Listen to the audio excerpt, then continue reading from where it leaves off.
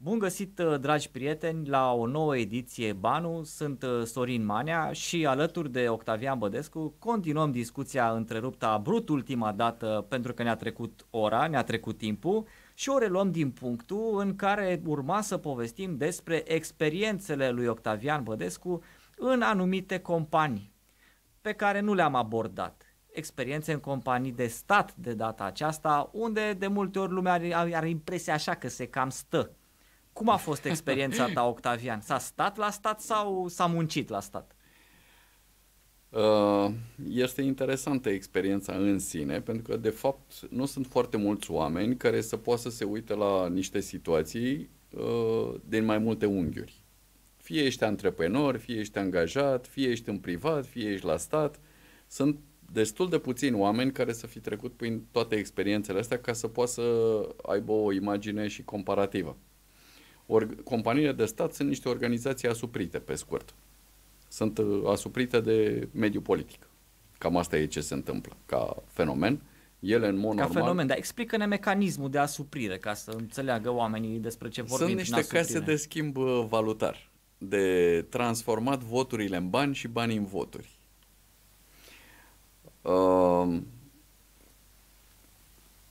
Vedeți, partidele politice vin cumva peste companiile de stat. Deci dacă tu conduci o companie de stat, s-ar putea să acționezi, dacă vrei, binele companiei de stat în detrimentul organizației paralele numită partidul politic. Adică managementul companiilor de stat, teoretic ale cui sunt companii de stat, ale statului, da? Dar proprietarul în scripte este un minister, în general, sau o primărie, da? Ministru nu este un reprezentant al companiei, este reprezentantul organizației paralele numită partidul politic, care partid politic în genere nu prea are venituri proprii, sigur, cu excepția subvențiilor de la stat, dar care sunt insuficiente pentru nevoile partidului politic, permanent sunt insuficiente, se dovedesc a fi insuficiente. Și atunci partidul politic își recompensează proprii membri de partid prin poziții în companiile de stat. Deci ele devin cumva case de schimb valutar, pentru că oamenii din partidele politice care lucrează pentru partidul politic, după aceea sunt recompensați și sunt puși pe statele de plată ale companiilor care aparțin întregului popor zis, compania de stat, care după aceea, sigur că fiind recompensați sub forma asta, ajută în adunarea de voturi pentru următoarele alegeri sau în adunarea de mijloace economice. Pentru că companiile de stat sunt mari, ele au furnizori și atunci există o preocupare pentru a extrage resurse din aceste companii de stat către niște buzunare private care finanțează partide politice. Practic este o bișnițăreală, deci, dar bișnițăreala asta, da. Cum s-ar putea ea opri? S-a încercat la un moment dat să se introducă management privat. Da. Eu am crezut în ideea de management privat la început, că de-aia m-am și dus. La Prioripost a fost a doua O să le luăm structură. după aia, pe rând, și Prioripost. Dar după aceea am realizat că problema nu e una de management, ci e una de proprietate.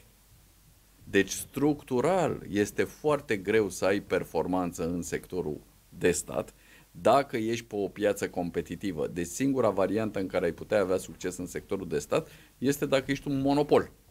Dar dacă ești într-o piață, într-o competiție de piață, compania de stat este inerent defavorizată. Ca să vă dau doar un exemplu din industria curieratului, da?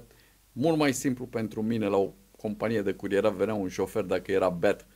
Îi ziceam, bă, de mâine nu mai vii, pe scurt, o rezolvam mult mai ușor, antreprenorial, la compania de stat. Camaraderește, așa. Da, la compania de stat trebuie să-l prinzi cu fiola, trebuie să vină reprezentantul sindicatului, reprezentantul ăla, îi faci un dosar, durează vreo 4 luni de zile și dacă nu se închide foarte bine, după aceea îl dai afară, mai trebuie să-l și reangajezi ulterior, da?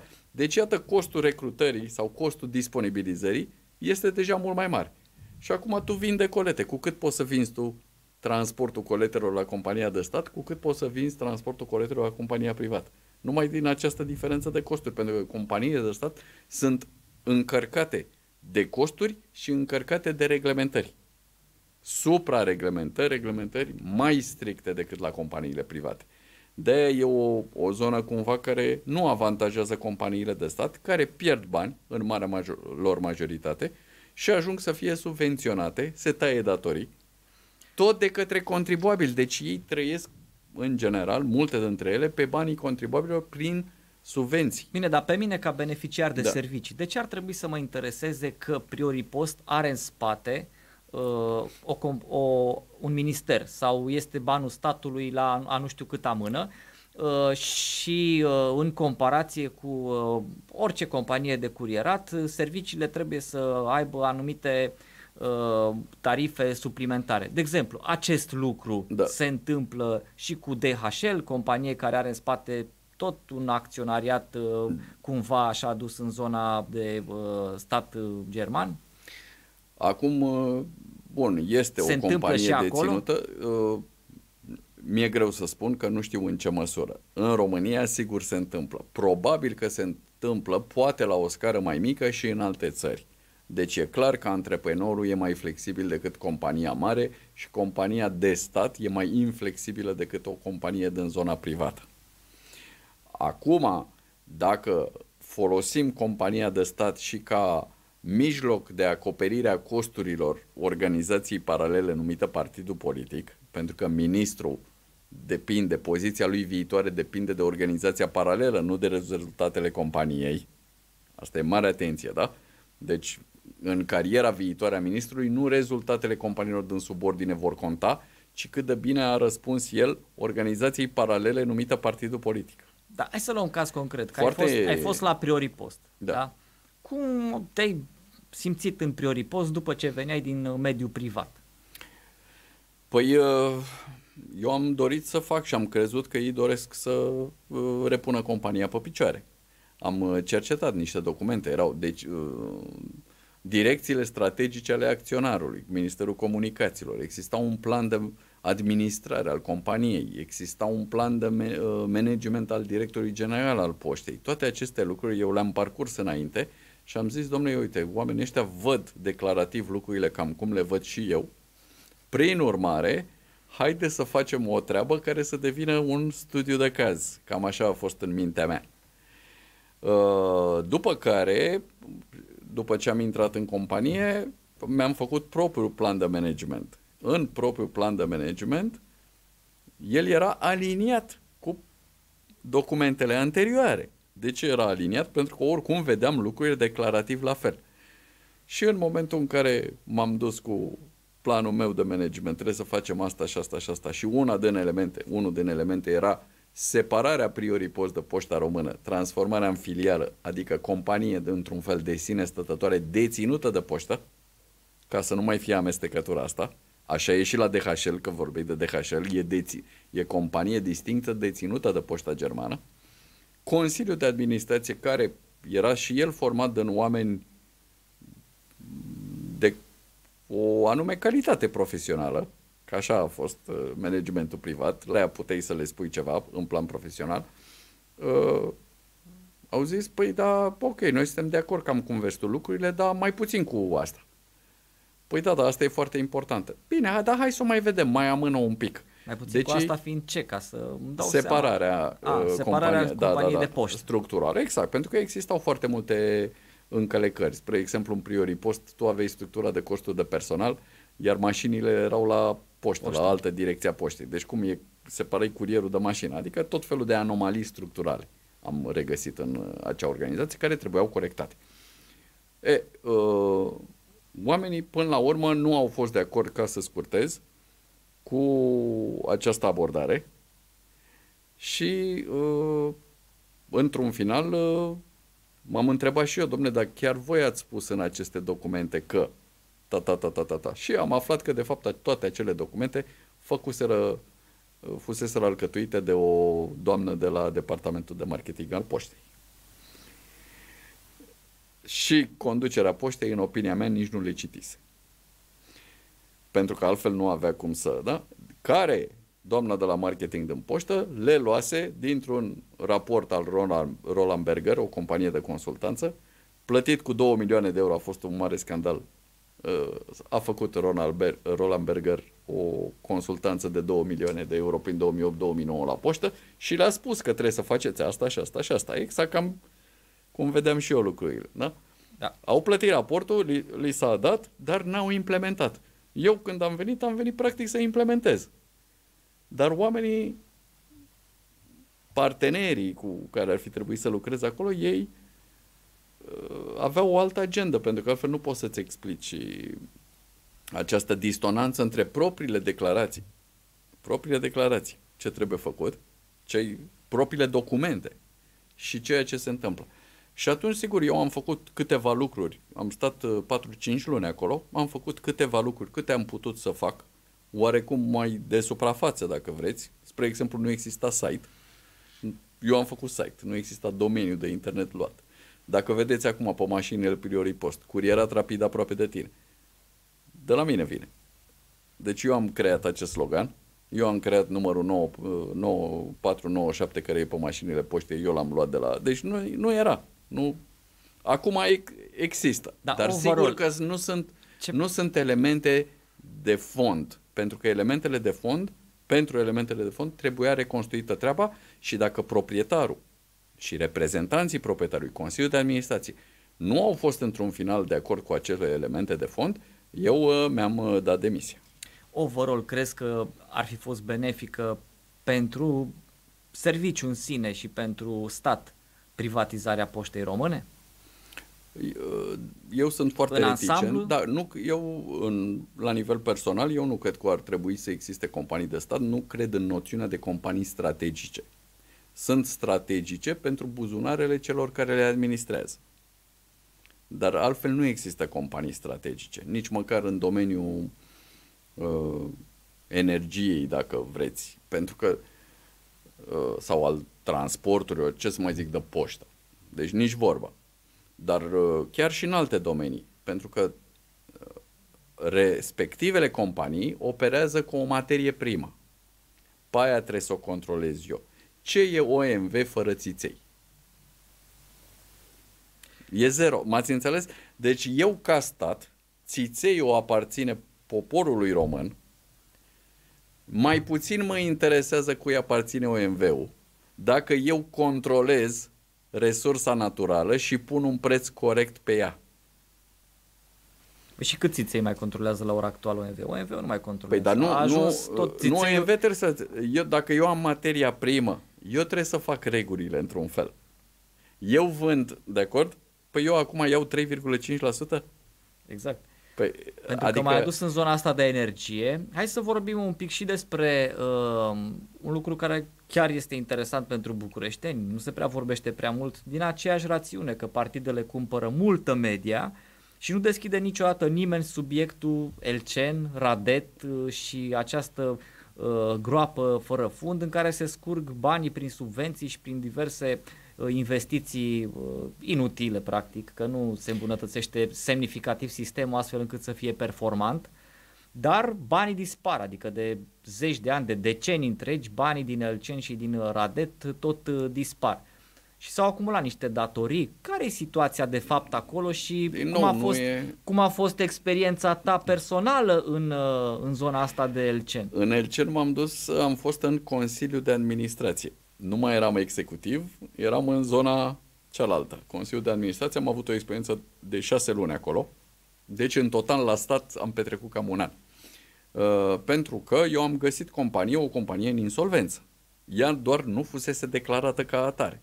Și în momentul în care am venit acolo, ăsta a fost primul lucru pe care l-am spus. Era și ilegal să continue activitatea Elcenului, să-și ia credite. Este ilegal să continui să iei credite dacă tu ești în insolvență. Și după 6 luni, Consiliul de Administrație într-un final a declarat insolvența și noi ne-am încetat mandatul. Deci de-aia a durat puțin, compania era deja insolventă, a trebuit doar să declarăm insolvența, a durat vreo 6 luni. Și acolo o experiență interesantă, cum o companie în insolvență se venea în ședința Consiliului de Administrație să se aprobe diverse ajutoare particulare. înțelegeți? Deci acolo am constatat particulare o pentru cine? Hai să pentru spunem oameni. lucrurilor pe nume. Oameni... Și nu numai pentru oameni, da. Pentru persoane fizice, și persoane firme... fizice, da, și persoane fizice. Și la cât se ridicau daturile astea cele mai mari pentru Nu, bun. ajutoarele astea? Adică în ce Nu constau? vreau să spun că de-aia s-a intrat în faliment, dar dar vorbesc nu e de normal, mentalitatea, adică... da. Ești o companie care e în insolvență, care nu mai are bani să-și plătească furnizorii, se aprobau în ședința Consiliului de Administrație ajutoare particulare. 4-1, 4-1, 4-1, astea erau voturile. Eu eram 1. Deci, am constatat și acolo o preocupare pentru a extrage resurse din companie într-o formă legală și a le direcționa către o zonă privată exterioară. Asta e problema companiilor de stat. Pentru că managementul, în principiu, gestionează fie cu rea credință, fie cu nepricepere, proprietatea acționarilor. Iar chestiunea asta, la companiile de stat, este foarte pregnantă. Hai să explicăm un pic mecanismul ăsta simplu de la Elcen. De unde vin banii la Elcen? Ca să înțeleagă lumea ce se plimbă acolo, niște datorii de 30 de ani, care tot cresc și niciodată nu se... Da, e un triunghi Elcen-Radet, pentru că s-a împărțit. Elcenul face producția, Radetul face distribuția, primăria e clientul, deci primăria deține conductele de distribuție, Elcenul e în subordinea Ministerului Energiei, deci din nou anomalii structurale. Deci noi avem o treabă de produs energie și de produs căldură. Și avem primărie, o entitate, avem Radet, distribuție, altă entitate, și avem, care Radet nu deține țevile, că le deține primăria, și avem producătorul de energie care e în subordinea Ministerului Energiei. Și avem un cost de producție al gigacaloriei mai mare decât în țările nordice. Deci sunt umflate costuri. Eu am avut și socrul meu a fost director tehnic la Radet pentru o perioadă. Și eu l-am întrebat așa ca în familie. Auzi, dar dacă ar fi Radetul al tău, erau 6.000 de oameni atunci. Și el era director tehnic. Deci se pricepea, dar majoritatea personalului în subordine, operațional, da? Cu câți ai putea să asigure aceeași calitate a serviciilor? Cu 2000. Deci iată de ce costă mai mult decât în țările nordice. Și după aceea e subvenționat. Bine, deci, adică ce vrei să zici? Că restul de 4.000 erau lipitori de afișe de la partide sau chestii de astea? Da, nu știu dacă 4.000, dar e clar că e un exces de personal. În general, acest exces de personal e în zona neproductivă. În general, sunt cei veniți de la partid, în departamente de marketing, de mai știu eu ce. Sau, da, e un exces. Nu numai, da? Deci pe partea asta sunt cheltuieli mai mari și pe partea cu furnizorii sunt cheltuieli mai mari. Tu poți să faci un contract prin care să vrei să ți se livreze niște ochelari, dau doar ca exemplu, doar că tu din contract, tu practic anticipezi că vei intra într-un litigiu juridic pe care îl vei pierde.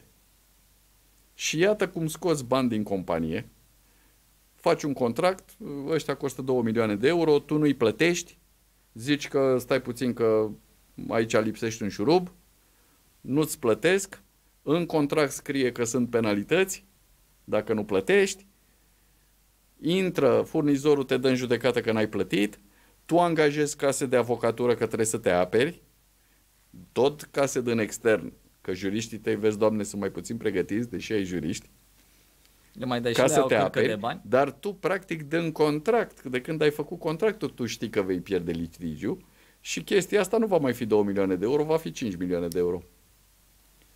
Iată cum am extras resurse de la stat și le-am direcționat în privat. Din acei 5 milioane de euro care s-au dus în privat, probabil că 1,2 milion se duc în organizațiile paralele numite partide politice.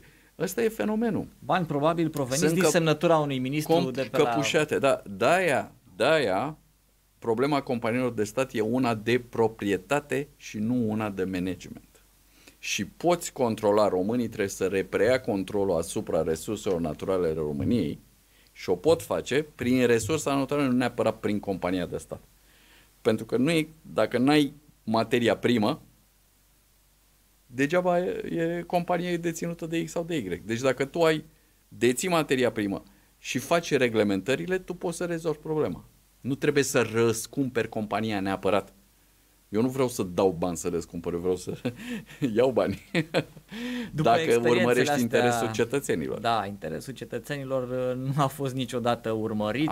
Iar dar se poate urmări. Interesul cetățenilor, dacă privim anumite grupuri de interese de cetățeni care își fac vacanțele pe la Monaco, exact, care pun lucruri la un cale. Grup mic de cetățeni care e favorizat și ei cetățeni, pe costul mai mic al foarte multor cetățeni care nu chirăie. Hai să vedem ce experiențe antreprenoriale ai mai avut și bineînțeles că orice om învață din greșeli, așa spunem noi, omul din greșeli învață. Hai să vedem ce greșeli crezi tu că ai făcut, în ce inițiative nu te-ai descurcat prea bine. Bun, deci sigur că lumea cunoaște probabil Same Day Courier, că vede peste tot Same Day Courier și asta a fost un proiect așa te prezintă de lumea, succes, fondator Same Day. Dar am mai avut un proiect care a fost foarte bun, Retail Plus Eastern Europe, nu știu dacă am discutat în emisiunea trecută de el, făceam cercetare de piață. Am discutat. Și a fost achiziționat de către o companie aparținând grupului Nissan, dar am mai avut, spre exemplu, un magazin online de flori, care nu a mers, se numea Express Flower sau ceva de genul ăsta.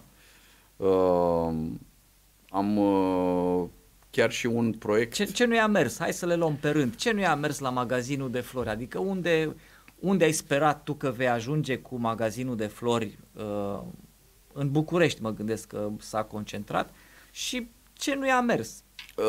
Ce nu merge, nu a fost pe scurt, publicul pregătit pentru tipul ăsta de afacere? Ce nu merge, ai fost tu pregătit să te confrunți cu anumite lucruri? Nu. Ce nu merge e această dispersare a eforturilor antreprenorului. Și asta e poate ceva util de învățat pentru alți oameni. Este foarte greu să te concentrezi pe mai multe aspecte. Și există acest risc. În momentul în care te duci în antreprenoriat, antreprenorii au idei. Multe idei. Da, au mai multe idei decât capacitatea de implementare, capacitate vorbind și resursele umane cu care să le pună în practică și chiar atenția lor pe proiect și așa mai departe. Și în momentul în care te dispersezi în extrem de multe idei, șansele de a le face pe toate bine scad. Oricum ele nu... Gândește-te că în antreprenoriat reușesc 5% din afaceri, da? Statistic vorbind. Eu am avut o rată cam de 50-50. Deci, oricum, peste medie. Dar insuccesul, să zic, e inerent dacă faci mai multe proiecte. Ceea ce contează, într-un final, e ca succesul din anumite proiecte să depășească pagubele din celelalte. Aici s-a reușit. Și te-ai scos? Aici, da, te-ai acoperit. Fără îndoială. Atunci e bine. Da. Zine despre afacerea cu flori. Cum a fost? Cum ai gândit-o și cum ți-a ieșit? Aveam un partener care avea florărie offline, fizică, și noi am gândit să facem și un magazin online în care să folosim infrastructura din offline și să creăm un sistem. Am gândit noi atunci chiar un serviciu de abonamente ca la zilele de naștere ale oamenilor să se trimită un produs standard, în fine. Dar costurile din offline nu au reușit să acopere, o posibilă profitabilitate din online, dacă mi-amintesc bine. Probabil că dacă am fi insistat mai mult, am fi reușit să o scoatem la capăt și cu acel proiect, că nu există ceva să nu... Adică dacă te ocupi și dacă stai suficient pe el, probabil că reușești sau maximizezi șansele de succes. Nu știu dacă reușești, dar maximizezi șansele. Mai concret, ce se întâmplă? Se ofileau florile? Era costul de transport mare? Nu erau cereri? Costurile. Deci nu am reușit să ajungem pe break-even cu el, pe costuri reale. Și atunci am renunțat la el. Nu am fost nici suficient de motivați. Pentru că la momentul ăla, gândește, aveam Same Day Courier, aveam Retail Plus Eastern Europe și proiectul ăsta era mai mic ca învergură de afaceri. Și atunci, implicit, îi acordam mai puțină atenție. Deci, antreprenorii e bine să se focalizeze pe mai puține business-uri și pe cele mai importante. Asta ar putea fi o lecție de învățat, dacă vrei. La fel avem un proiect, Freedom Group, care inițial am intrat în imobiliare și dacă tot aveam investiții imobiliare, am zis hai să fac o rețea de agenții imobiliari. Aveam în plan să am mai mulți agenți, să am rețea de agenții. Să o faci sub formă de francizare sau să-i angajezi? Am avut o franciză, 2 ani am fost francizat Rimex, am renunțat la franciză, pentru că nu mi s-a mai părut un model potrivit, modelul de franciză. Și am gândit un sistem în care agenții imobiliari să fie acționari în rețea. A venit și 2020 în care s-au închis treburile și proiectul a ajuns un pic pe hold și pe urmă nu am mai insistat pe el, n-am reușit să convingem suficient de mulți agenți să devină și acționari. Freedom Group asta e ceea ce propune și proiectul e în continuare, dar încă n-a ajuns la un număr de agenți care să îl facă ca un proiect de succes pe partea asta. Deci compania este societate pe acțiuni, agenții imobiliari pot fi acționari ai rețelei, pot avea 100% din comisioane, pot să-și păstreze și propriul lor brand. Ăsta este modelul Freedom Group, ăsta e diferențiatorul față de orice altă rețea de agenți imobiliari. E practic un model de business care se bazează pe subscripție, da? Pe servicii. Rețeaua dă niște servicii agenților, agenții își păstrează 100% din comisioane pentru că ei furnizează servicii clienților lor. Își pot păstra propriul brand și pot fi acționari ai rețelei. Bine, v-ați împotmolit nu am reușit să explicăm conceptul suficient de bine agenților. V-ați împotmolit în perioada de pandemie. Asta a fost o problemă. Da. Și practic după aia n-ați mai reușit să luați... Da, din nou e o problemă și de focus, dar e posibil ca tu să vii cu un proiect pentru care piața nu e suficient de matură la momentul ăla. Și este posibil ca într-o altă piață sau în altă perioadă proiectul să reușească. Adică nu l-am abandonat, el e în continuare, funcționează, dar nu are anvergura, deci n-am ajuns niciodată la mai mult de 5, 10, 15 agenții. Ce alte afaceri ai mai început și nu ți-au adus ceea ce așteptai, să zicem așa? Nu, astea au fost, n-am mai avut, nu mi-amintesc de alte. Am mai avut un proiect tot așa pe online de carduri cadou, tot cu un partener, tot un proiect mic, acolo am fost mai mult un fel de business angel, dacă vrei, și am și renunțat la ideea asta de a fi business angel, nu prea cred în ea, n-am resurse, nu suficient de bogat ca să fiu business angel și nu a funcționat cum trebuia și l-am abandonat. Pentru că în paralel eram focalizat pe proiecte cu un potențial mai mare. Și asta e o defocalizare, este un pericol care planează asupra oricăror proiecte antreprenoriale existente. E o realitate. Și cum ai ajuns până la urmă la Banca de Minute, proiectul care e actual și care mi-a atras mie atenția în primul rând și multora dintre cei care cunosc și am vorbit cu ei, le-a atras atenția chestiunea asta, teoria asta interesantă, deși e greu de explicat pentru omul de rând, dar este o teorie în primul rând monetară interesantă, pentru că noi suntem sclavii banului. Asta am ajuns Din păcate. Din păcate am ajuns în câteva mii de ani sclavii banului și tu ai venit cu un alt concept, cu o altă percepție, dacă putem să explicăm puțin treaba asta. La bază eu sunt economist, deci eu am această specializare, dacă vrei, adică am mers pe antreprenoriat, dar formarea e economică și am avut și o preocupare pentru economie îndelungată, ca să zic așa, o preocupare.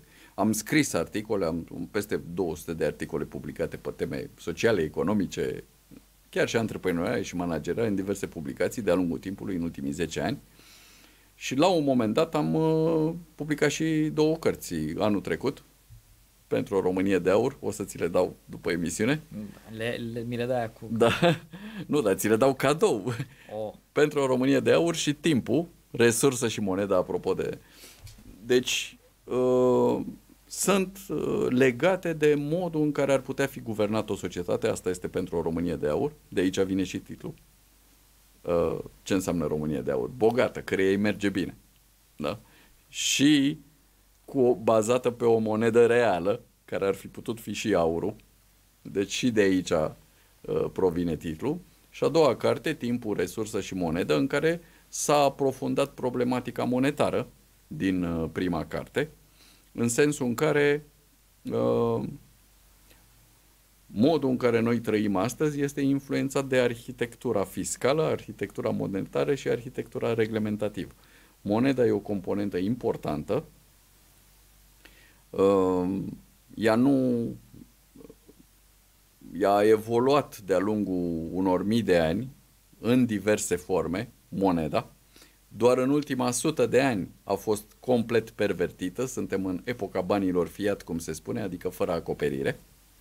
Și am căutat să imaginez un sistem monetar corect arhitecturat, nu să-l imaginez, să-l arăt, da. Cum ar trebui să funcționeze un sistem monetar corect arhitecturat? Exact asta este important să punctăm. Ce înseamnă banii ăștia fără acoperire, ca după aia să ajungem să explicăm și cum pot fi acoperiți banii ăștia astfel încât să nu mai existe scurgerile astea, pierderile astea care nu le acoperă nimeni. Adică acum se acoperă cu o tiparniță care tot tipărește, dar tipărește că nu există. Din punctul ăsta de vedere, hai să o luăm un pic mai de la originea banilor. Ce erau banii când au apărut ei? E ban. Erau marfă. Eu aveam niște ochelari, tu aveai o carte și noi făceam schimb, era barter, da? Și la un moment dat, pentru că poate tu n-aveai nevoie de ochelari, dar eu aveam nevoie de carte, am căutat ceva de care ai tu nevoie ca să pot să iau cartea de la tine. Și atunci, sigur, am găsit, poate era o blană. Blănurile foloseau multor oameni și ele au fost bani la un moment dat, blănurile. Altele erau scoicile. Alți bani erau sarea, de aici și vine salariul, soldă, de la sare. Sarea era folosită. Deci o marfă care avea utilitate pentru foarte mulți oameni. De ce avea sarea utilitate? Nu era frigider. Și ei stocau carnea după ce vânau, ca să nu se strice, cu sare. Deci toată lumea avea nevoie de sare. De-aia se folosea sarea ca monedă în schimburi. Deci, de-a lungul istoriei, foarte multe mărfuri au jucat rol de bani. Într-un final s-a ajuns la aur și la argint ca cele mai potrivite. De ce? Pentru că își păstrau în timp, erau rezistente în timp, nu se uzau. Și erau ușor transportabile în spațiu și aveau oamenii nevoie de ele, la bijuterii, da? Deci, tot o marfă. Și atunci, cea mai potrivită marfă ca să o dai la schimb, pentru că foarte multă lume o folosea ca să o dea altcuiva ca să obțină ceea ce îi trebuia, a ajuns să fie această monedă metalică în speță, într-un final aurul. Deci, fundamentul monetar ăsta este. Trebuie să fie o marfă care să aibă o valoare intrinsecă și care să poată fi transportată ușor în spațiu și să fie rezistentă în timp. Sigur că inflația, ca să ne ducem în partea economică, a existat în cele mai vechi timpuri, pentru că ce înseamnă inflație? Inflația este creșterea masei monetare. Asta e inflația, nu creșterea prețurilor. Hai să explicăm, dacă mergem la începuturi, ce era inflația atunci. Păi să ce era atunci în cărți și ochelari ce era inflația. Împărații romani au pus stăpânire pe monedă. Când venea câte un nou împărat, cum își făcea el reclamă? Își punea fața pe monedă și atunci strângea tot aurul din imperiu, îi obliga pe oameni să-și predea aurul, îl retopea și făcea o nouă monedă cu fața lui. Doar că ce făcea el? Punea mai puțin aur în monedă și avea un număr mai mare. Deci îi se întorceau din regat un număr de monede și după ce le topea și le îndoia cu alte aliaje, mult mai puțin valoroase, el făcea mult mai multe monede cu care își plătea armatele ca să se ducă peste alții să-i cucerească. Deci, inflația și falsificarea monedei, că despre asta vorbim, falsificarea monedei a început de atunci. Da? Pentru că primii care aveau, deci îți dai seama, regele primea 1000 de monede și producea 1200. Cine era cel mai avantajat? Regele. Primul. Plus 200. Primul, exact. Cine sunt prejudiciații? Cantitatea de bunuri și servicii nu se modifica în economie, tot aia era. Extrapolând în zilele noastre, cine e cel mai avantajat astăzi? Sistemul bancar, băncile, marile companii, statul. Statul. Și în speță cel care tipărește. Adică Banca Națională. Banca Națională, băncile comerciale, că și ele multiplică prin sistemul rezervelor fracționare, dar ajungem și acolo, că încă n-am ajuns. Ajungem. Deci, după ce au început și cu falsificarea monedei regii, pe urmă, pe la 1600, 1000, da, pe atunci, prin jurul anilor ei, au apărut băncile. Ce făceau băncile astea? Tu te duceai cu aurul la ei, zicea, bă, de ce să-l țin în casă? Că vine unul, îmi dă una în cap. Uite, mă duceam la o instituție, ține tu aurul ăsta. 1 kilogram de aur, să zicem. Și banca îmi dădea o notă. Notă. Notă de bancă. În care zicea că deținătorul acestei note poate să vină la bancă și să ia 1 kilogram de aur. Și atunci eu luam nota. Și sigur puteam să o preschimb la loc într-un kilogram de aur, eu sau altcineva, că nota nu era nominală. Și atunci eu când mă duceam la tine să cumpăr ceva, îți plăteam cu bancnota. Era mai ușor să o transport, era mai ușoară, o băgam în buzunar. Te puteai duce la bancă să iei 1 kilogram de aur, dar nu te duceai. Foloseai acea bancnotă să o dai mai departe ca să obții altceva. Și bancherii au observat că nu prea se mai întorc bancnotele la ei. Și atunci ce au zis? Păi hai să mai dăm niște note din astea. Și dădeau credite mai mult decât acoperirea pe care o aveau. Mai mult decât aurul care exista. Exact. Și au falsificat moneda și ei. Deci, gradual, această monedă s-a depreciat. Nu mai intru prin toate. Până în 71, Nixon a zis, degeaba veniți voi să vă luați aurul, că n-avem, decuplăm de etalonul aur și să fiți sănătoși, la revedere. Nu mai contăm doar pe dolari. Și dolarii s-au tipărit în tâmpenie. Da? Și astăzi, marea majoritate a statelor, dacă nu chiar toate, folosesc această monedă fiat și devalorizează propria monedă, furându-și cetățeni. Acum nu mai trebuie să mai tipărești, că acum bagi banii în calculator. Deci sunt două metode. Pe două linii se produce această falsificare a banilor. Că asta înseamnă, în momentul în care, dacă tu tipărești bani acasă, se numește că îi falsifici, nu? Și te pedepsește legea, nu? Și e normal, că ce zice? Păi dacă tu faci bani, înseamnă că crești masa monetară, cantitatea de bunuri n-a crescut, deci tu practic îi prejudiciezi pe toți ceilalți că o cantitate mai mare de bani se împarte la aceeași categorie de bunuri, da? Și n-ai voie.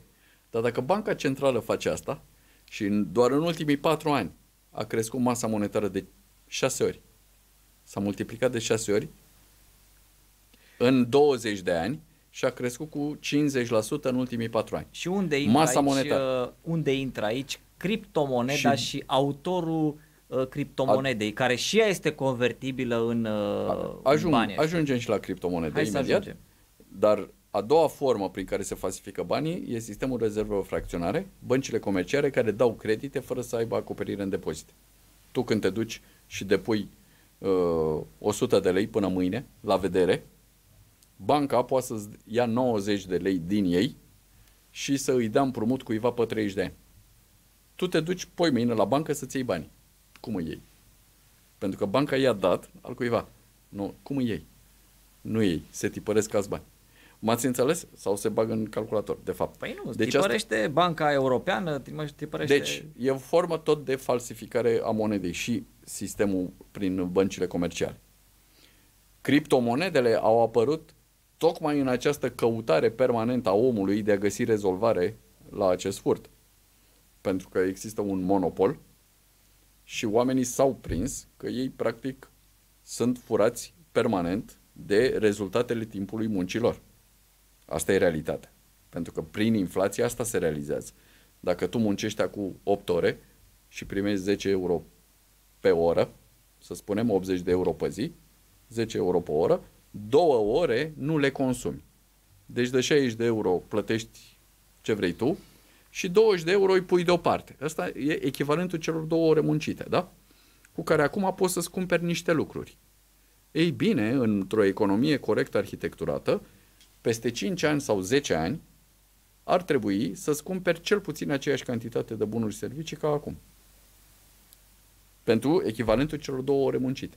Dar tu îți vei cumpăra peste 5 ani sau 10 ani echivalentul unei jumătăți de oră. Ai muncit 2 ore, dacă nu ai consumat în momentul ăla și consumi peste 5 ani, consumi ca și cum ai fi muncit doar jumătate de oră. Ți s-a furat timp. Păi timpul e resursă finită și neregenerabilă și acest furt de timp practicat de sistemul bancar de state este inimaginabil pentru secolul 21 în care noi ne numim societate avansată și în care avem toată cunoașterea lumii la un click distanță. E o rușine. Faptul că tolerăm acest sistem în continuare e o rușine. Tu vrei să te pui cu noua ordine mondială care... Păi nu, dar trebuie să recunoaștem o realitate. Adevărul, ăsta e rolul intelectualului, trebuie să spună adevărul.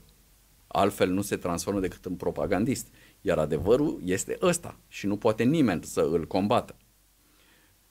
Și cum ai convertit tu timpul ca în Și atunci în acest efort de a găsi soluții, pentru că efortul e antreprenorial, nu te mulțumești să constați ce se întâmplă, ci cauți soluții la chestiunea asta, am gândit un sistem monetar complementar bazat pe timp. Ăsta e chiar și reglementat. Există o directivă UE 843 pe 2018 care permite monedele complementare. Deci am făcut această carte, am scris Timpul, resursă și monedă, în care am explicat fundamentele teoretice de ce, cum și cum trebuie organizat, după care am făcut banca de minute, în care m-am dus în practică. Pe bancademinute.ro este implementarea. Cartea ta se vinde în bani online sau în timp? Acum se vinde în timp. Ok. Și se vinde aici, în banca de minute? Da. Nu, se vinde pe site-ul Timpul ca monedă, dar ca să plătești în minute convertibile, cum i-am spus, în monedei, trebuie să-ți faci cont în banca de minute. Și da, vei primi. Deci eu îmi vând propriile resurse în monedă. Pentru că trebuie să dai un semnal că ai încredere în propria monedă, bineînțeles. Dar moneda este corect arhitecturată, economic. Și asta am explicat în Timpul, resursă și monedă. Ca să revin la criptomonede, că te dusese în partea asta, într-adevăr, spre exemplu, Bitcoin-ul, asta nu e criptomonedă. Ce am făcut eu e monedă complementară. Bitcoin-ul, ca și criptomonedă, e oricum mai bine arhitecturată decât sistemul monetar al monedelor fiat. De ce? Că e limitat la 21 de milioane de unități. E o monedă care va favoriza deflația, pentru că noi în timp producem bunuri și servicii. Sigur, unele se uzează, dar dacă noi suntem productivi, vom avea o cantitate mai mare de bunuri și servicii, e aceeași monedă, aceeași cantitate de monedă, 21 de milioane, doar că există această... E oricum mai bună decât moneda fiat. Doar că a fost produsă de cineva, deci a fost tot cumva monopolizată și după aceea acela i-a dat drumul pe piață.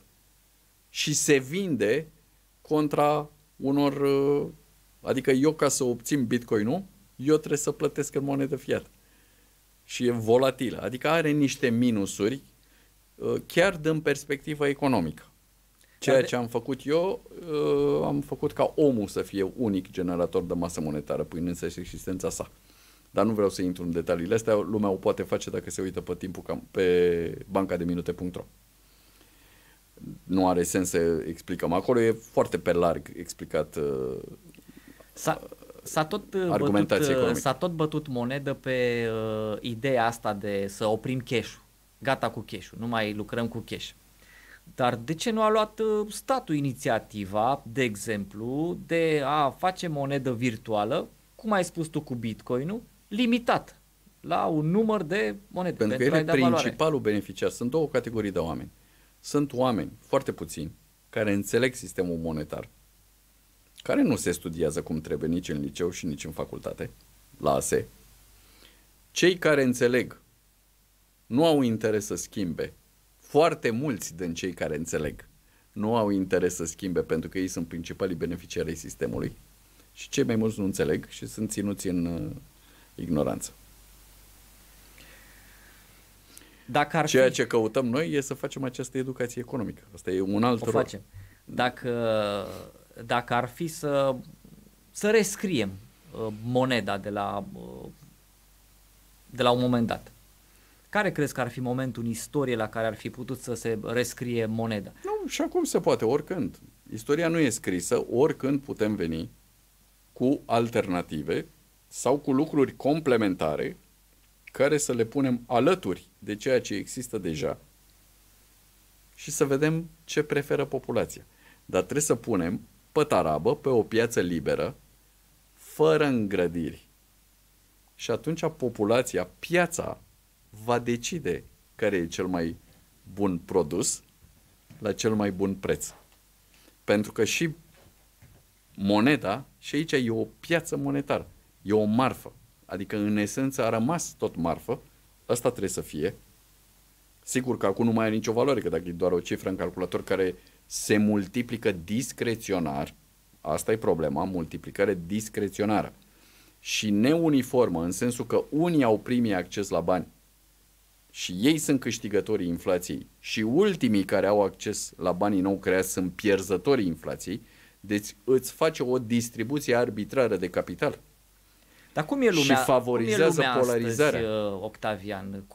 Cum vezi tu lumea astăzi care este prinsă în tot felul de conflicte, care este prinsă în tot felul de mize? Vezi pe de o parte că tot ceea ce știam noi despre combustibilii fosili se schimbă. Nu mai sunt buni combustibilii fosili dintr-o dată, trecem pe energie regenerabilă. Apare așa, dincolo de monedă, dincolo de timp, dincolo de lucrurile astea, apare așa o întrebare, ce anume urmărește omul în ziua de azi, în ansamblul lui? Depinde, de la om la om, da?